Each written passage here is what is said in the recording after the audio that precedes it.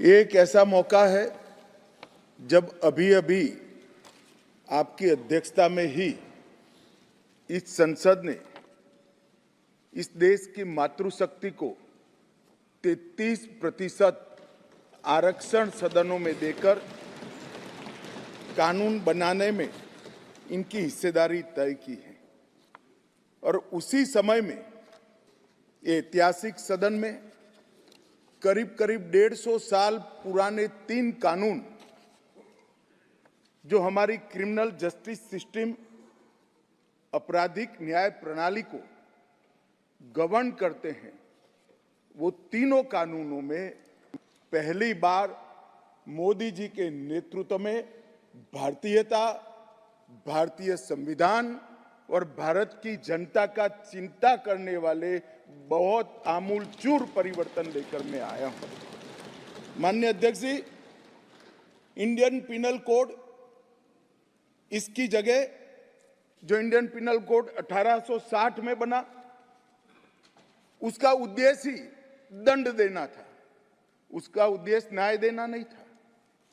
उसकी जगह भारतीय न्याय संहिता 2023 इस सदन की मान्यता के बाद पूरे देश में अमल में आएगी। माननीय अध्यक्ष जी, सीआरपीसी, क्रिमिनल प्रोसीजर कोड 1998, इसकी जगह भारतीय नागरिक सुरक्षा संहिता 2023 इस सदन की अनुमोदना के बाद अमल में आएगी। और इंडियन एविडेंस एक्ट 1872 की जगह भारतीय साक्ष्य विधेयक 2023 अमल में आएगा। कई लोगों को मैं इस बिल को स्टैंडिंग कमेटी को भेजने के बाद मिला हूं। आज तो यहां पर बोलने के लिए तो बैठे नहीं हैं, परंतु मुझे कहते हैं क्या फर्क पड़ेगा। सुनते तो मालूम पड़ते कि फर्क क्या पड़ता। माननीय अध्यक्ष जी, एक बेजान मुर्दा पड़ा है और अगर उसमें आत्मा होती है तो जिंदा इंसान बनता है। इतना आमूलचूल परिवर्तन हमारी आपराधिक न्याय प्रणाली के अंदर आना है। अध्यक्ष जी, आज मैं तलारी रंगैया से लेकर हेमाजी तक 35 सांसदों ने इसके अंदर अपने अपने विचार व्यक्त किए हैं। वो सभी को मैं ध्यान से सुना है। ढेर सारी चीजें, ज्यादातर किसी के सुझाव बदलाव के लिए नहीं है, कुछ सुझाव बदलाव के लिए भी है, मगर कुछ चीजें जो उठाई गई हैं उसको मैं मानता हूं कि मेरी स्पष्टता के बाद इनकी चिंता से वो मुक्त हो जाएंगे। और कुछ लोग, ओवैसी साहब हो या कोई एक दो और है, जिनकी चिंता ही ऐसी है जो समाप्त नहीं की जानी चाहिए, चिंता उनकी एक कानून से बड़ी है, वो बहुत उचित हुआ है।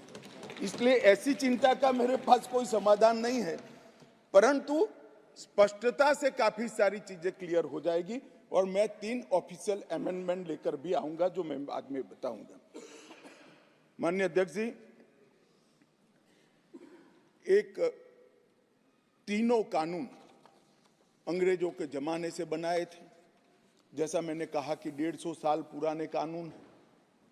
मोदी जी ने प्रधानमंत्री बनने के बाद गुलामी की मानसिकता और गुलामी के सारे चिन्ह इस देश में से जल्दी मिट जाए और नए आत्मविश्वास के साथ महान भारत की रचना का रास्ता प्रशस्त हो, इस पर आग्रह रखा है।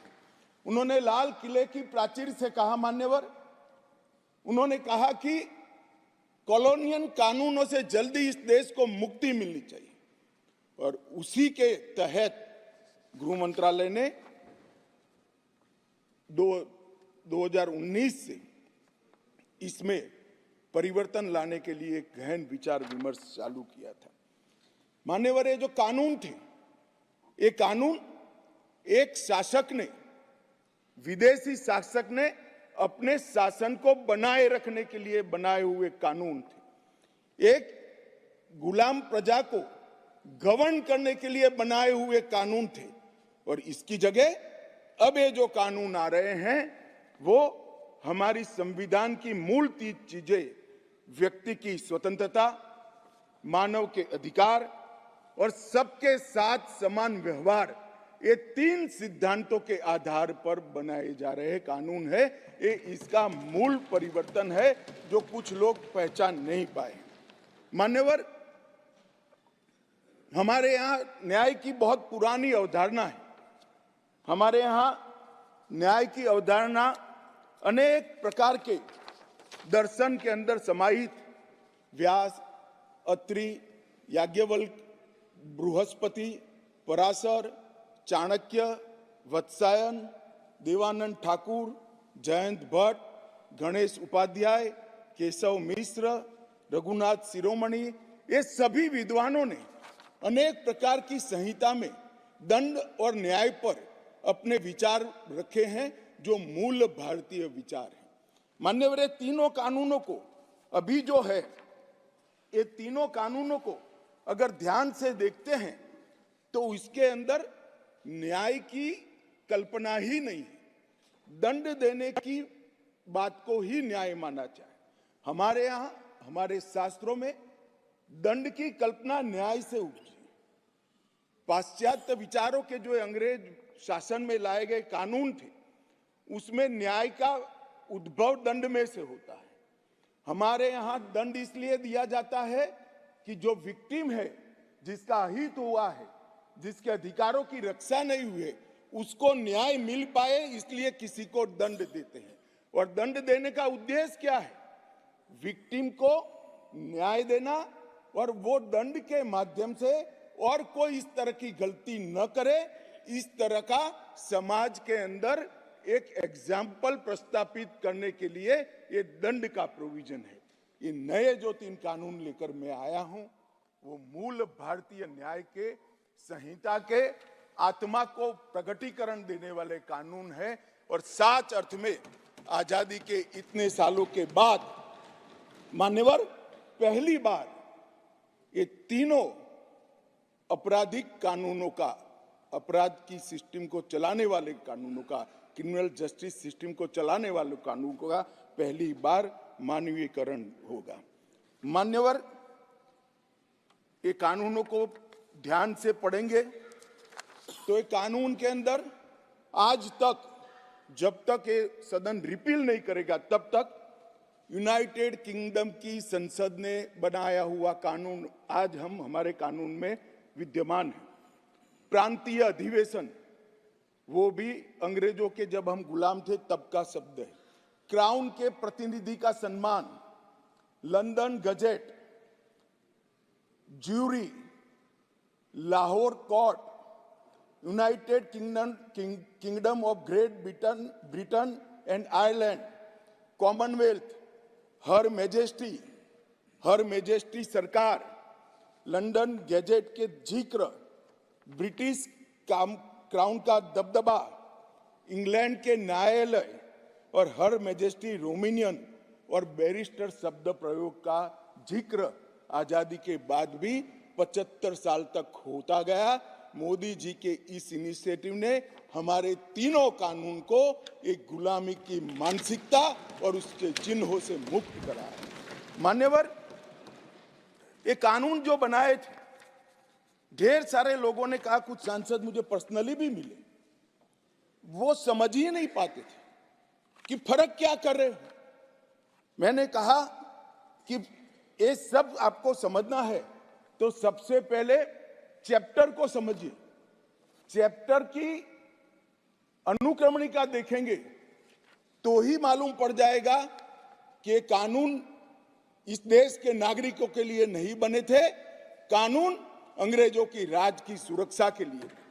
मान्यवर, अभी जो कानून हम रिपील करने जा रहे हैं, वो कानून में मानव वध और किसी महिला के साथ अत्याचार, उसके पहले सरकारी खजाने को लूटने की सजा, रेलवे की पटरी उखाड़ने की सजा और ब्रिटिश ताज के अपमान की सजा को रखा गया था। मानव वध तो बेचारा 302 नंबर पर बैठा बैठा अपनी राह देख रहा था। सुरक्षा प्रायोरिटी क्या थी? मानववध नहीं थे, किसी महिला के साथ हुआ दुर्व्यवहार अत्याचार को न्याय दिलाना नहीं था। प्रायोरिटी खजाने की रक्षा था, रेलवे की रक्षा था और ब्रिटिश ताज की सलामती रखना प्रायोरिटी थी। अब ये पूरा का पूरा बदलकर सबसे पहले महिलाओं और बच्चों के विरुद्ध को अपराध को प्रायोरिटी दी गई है। मानव शरीर पर प्रभाव डालने वाले विषयों को प्रायोरिटी दी है। उसके बाद में देश की सीमाओं की सुरक्षा को प्रायोरिटी दी है। उसके बाद में सेना, नौसेना, वायुसेना के संबंधित अपराधों को लिखा गया है। उसके बाद इलेक्ट्रोल अपराधों को लिखा गया है। उसके बाद सिक्के, करेंसी नोट, बैंक नोट और सरकारी स्टैंप के साथ छेड़खानी को लिया गया है। और उसके बाद ब्ला ब्ला ब्ला बाकी सारी चीजें आती हैं। तो पहली बार हमारे संविधान का जो स्पिरिट है, वो स्पिरिट के हिसाब से कानून अब मोदी जी के नेतृत्व में बनने जा रहा है। मुझे गौरव है कि तीनों कानूनों को 150 साल के बाद बदलने का और वो बिल को पायलट कर इस सदन में लाने का गौरव मुझे प्राप्त हुआ है। मान्यवर, जो कहते थे कि हम नहीं समझते हैं, मैंने कहा कि अगर मन खुला रखोगे और मन भारतीय रखोगे तो समझ में आ जाएगा। मन अगर इटली का है तो कभी समझ में नहीं आएगा। मान्यवर, मन का सवाल होता है, भाषा का सवाल नहीं होता है। मन अगर यहाँ का है तो तुरंत समझ में आ जाता है, मन अगर यहाँ का नहीं है तो कभी समझ में नहीं आएगा। मान्यवर, इसमें बहुत सारी चीजों पर हमने थ्रस्ट दिया है।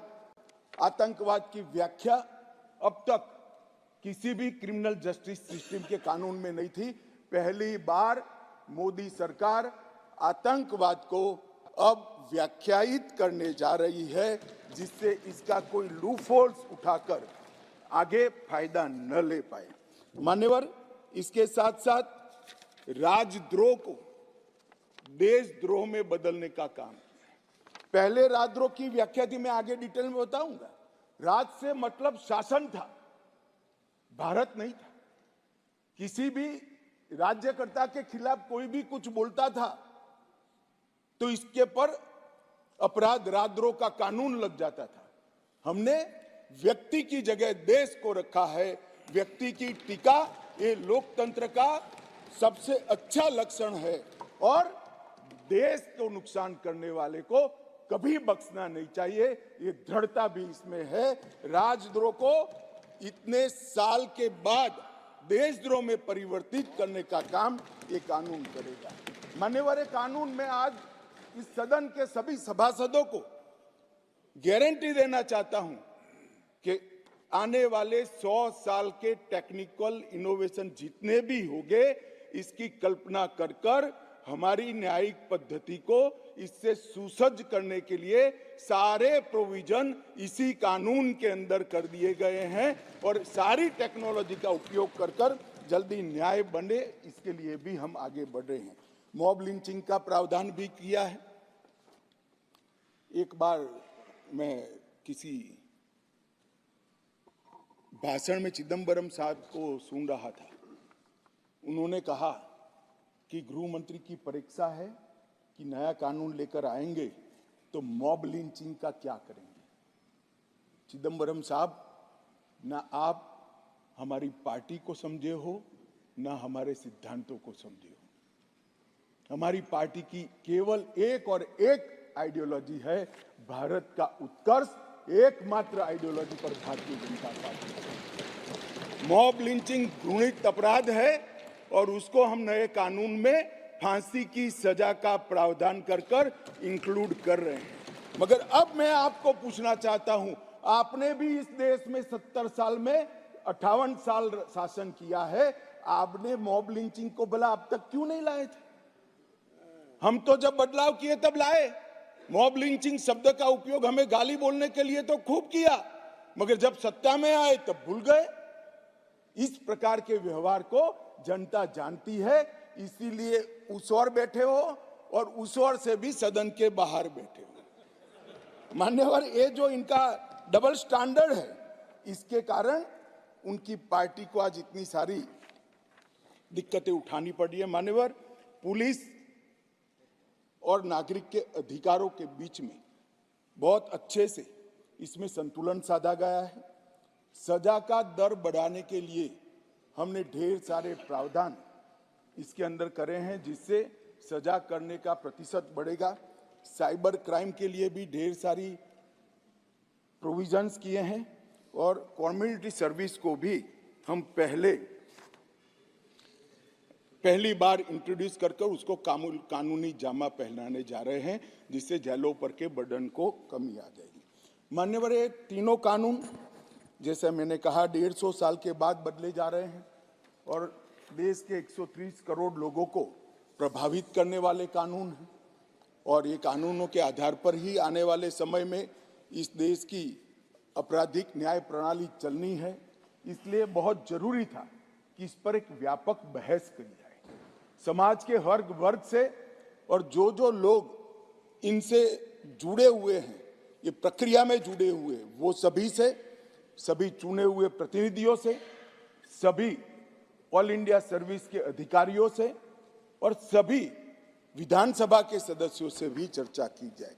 इसलिए 2019 में हमने इसका व्यापक कंसल्टेशन अगस्त महीने से शुरू किया था और 2019 सितंबर में सभी राज्यपालों, मुख्यमंत्रियों, उपराज्यपालों और प्रशासकों को पत्र लिखकर सुझाव मांगे गए।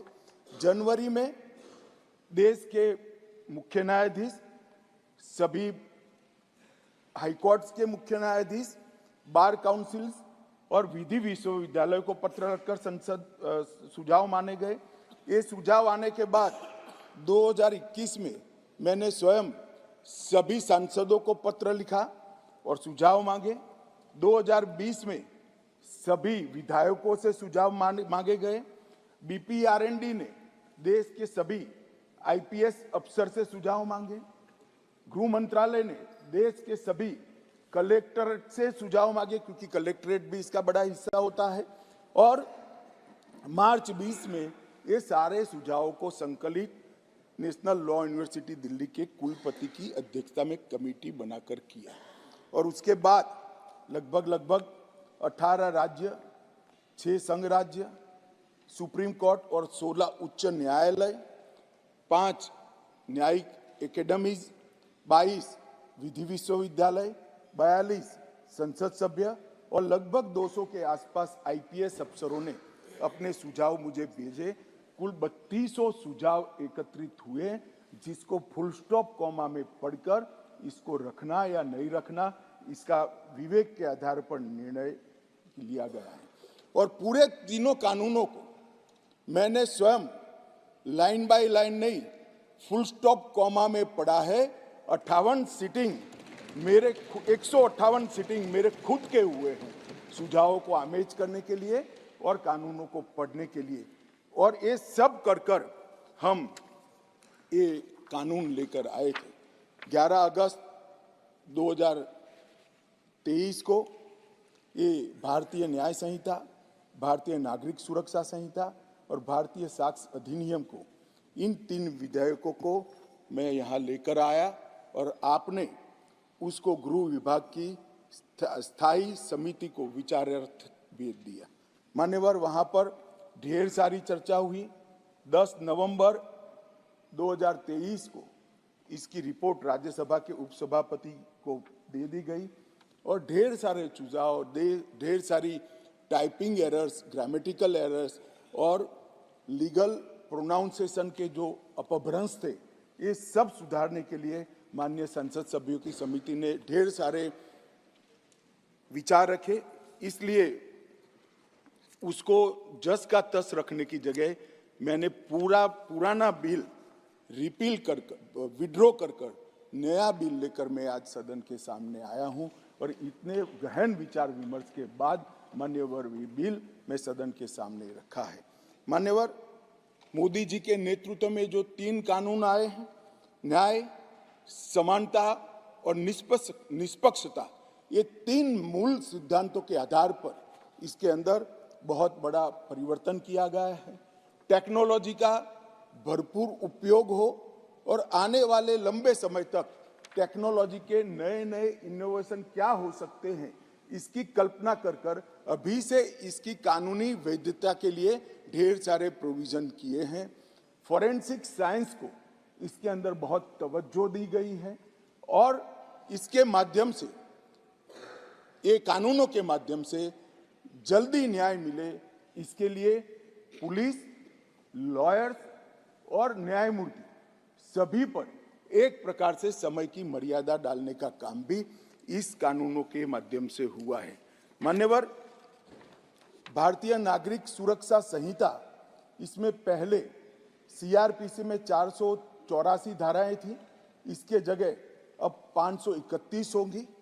177 धाराओं में बदलाव किया गया है, 9 नए जोड़े गए हैं, 39 नए सबसेक्शन जोड़े गए हैं, 44 नए प्रोविजन और स्पष्टीकरण जोड़े गए हैं, 35 सेक्शन में टाइमलाइन जोड़ी गई है और 14 धाराओं को निरस्त कर हटा दिया गया है। इसी तरह आईपीसी की जगह भारतीय न्याय संहिता में पहले 511 धाराएं थी, इसकी जगह 358 अब रह गई है। 21 नए अपराधों को जोड़ा गया है। 41 अपराधों में कारावास की अवधि को बढ़ाया गया है। 82 अपराधों में जुर्माना बढ़ाया गया है। 25 अपराधों में अनिवार्य न्यूनतम सजा शुरू की गई है। 6 अपराधों को सामुदायिक सेवा का दंड, कम्युनिटी सर्विस का पेनल्टी देने का काम किया गया है और 19 धाराओं को निरस्त कर दिया गया है। और भारतीय साक्ष्य अधिनियम, एविडेंस एक्ट को 167 धाराएं थी, इसकी जगह 170 धाराएं बनी हैं। 24 धाराओं में बदलाव किया गया है। 2 नई धाराएं, 6 उप धाराएं जोड़ी गई हैं और 6 धाराओं को हटाने का काम भी करा गया है। मान्यवर, मैं आज इस सदन को कहना चाहता हूं कि 2014 में नरेंद्र मोदी सरकार आने के बाद, एक लंबे अरसे बाद, अटल जी की सरकार ने भी ये प्रयास किया था, परंतु एक मिलीजुली सरकार थी, कई प्रकार की इसमें कठिनाइयां भी आती थी, मगर लंबे समय के बाद 2 बार इस देश की जनता ने ऐसी सरकार चुनी जिस सरकार ने अपने पूरे मैनिफेस्टो को अक्षरशः लागू करने का काम किया है और जिस मैनिफेस्टो को मैंडेट दिया था, इसको लेकर फिर से जनता के सामने जाएगी। हमने कहा था हम धारा 370 और 35 से हटा देंगे, हट गई। हमने वादा किया था आतंकवाद, उग्रवाद और के खिलाफ जीरो टॉलरेंस की नीति सरकार बनाएगी और सुरक्षा कर्मियों को फ्री हैंड देंगे, हमने दिया। इसके कारण 3 हॉटस्पॉट, जम्मू कश्मीर, वामपंथी उग्रवादी क्षेत्र और उत्तर पूर्व में हिंसक घटनाओं में 63% की कमी आई है और मृत्यु में 73% की कमी आई है और पूर्वोत्तर से 70% से ज्यादा क्षेत्र से अपसपा को हटा लिया गया है। जिन्होंने अपने एजेंडा में रखा था कि हम अपसपा हटाएंगे, वो ऐसी स्थिति का निर्माण नहीं कर पाए। हमने नहीं रखा था, अपसपा को हटाया नहीं है, परंतु हमने इसके अमल को रिस्ट्रिक्ट करने में सफलता प्राप्त करी है, क्योंकि वहां कानून और व्यवस्था की परिस्थिति ठीक हो गई। हमने मान्यवर कहा था कि अयोध्या में जितना हो सके उतना जल्दी राम मंदिर बनाएंगे और 22 जनवरी को वहां पर राम लल्ला विराजमान होगा। ये नरेंद्र मोदी सरकार है, ये नरेंद्र मोदी सरकार है, ये नरेंद्र मोदी सरकार है मान्यवर, जो कहती है वो करती है। मान्यवर, हमने कहा था संसद और विधानसभा में महिलाओं को 33% आरक्षण देंगे। कांग्रेस पार्टी कई बार पावर में आई, तिथियां निकालती रह गई, हमने दे भी दिया और सर्वानुमत से देकर इस देश की मातृशक्ति को हमने सम्मानित करने का। हमने कहा था 3 तलाक मुस्लिम माताओं बहनों के लिए अन्याय करता है, उसको हम समाप्त कर देंगे। मान्यवर, हमने इस वादे को भी पूरा किया। हमने कहा था कि न्याय मिलने की गति को बढ़ाएंगे और न्याय न्याय के आधार पर होगा, दंड के आधार पर नहीं होगा। मैं उस वक्त पार्टी का अध्यक्ष था, श्रीमान राजनाथ सिंह जी घोषणा पत्र लेकर जनता के सामने गए थे और आज हम दोनों बैठे हैं। मुझे आनंद है मोदी जी ने ये पार्टी के वादे को आज पूरा करने का। मान्यवर, न्याय एक बहुत अम्ब्रेला टर्मिनोलॉजी, न्याय एक सभ्य समाज की नींव डालता है। हमारे संविधान ने राजनीतिक न्याय, आर्थिक न्याय, सामाजिक न्याय, न्याय की कई परिभाषाएं बनाकर हमारे लिए रखी है और ढेर सारे अनुच्छेद में 38, 39 से 142 में इसका जिक्र भी किया है। मगर जनता के आम मानस में न्याय का मतलब क्रिमिनल जस्टिस सिस्टम से हो गया। न्याय अनेक प्रकार के हैं, मैं इसका स्वीकार करता हूं। बड़ी पवित्र संकल्पना हमारे संविधान निर्माताओं ने रखी है, परंतु जनता डे टू डे में क्रिमिनल जस्टिस सिस्टम को न्याय कहती है। और आज मैं ये जो 3 बिल लेकर आया हूं, मोदी जी ने सालों से देश की जनता की जो अपेक्षा थी कि हमें पेनल्टी नहीं चाहिए, हमें दंड नहीं चाहिए, हमें न्याय चाहिए, आम आदमी की सुरक्षा होनी चाहिए, वो बिल इस बिल के माध्यम से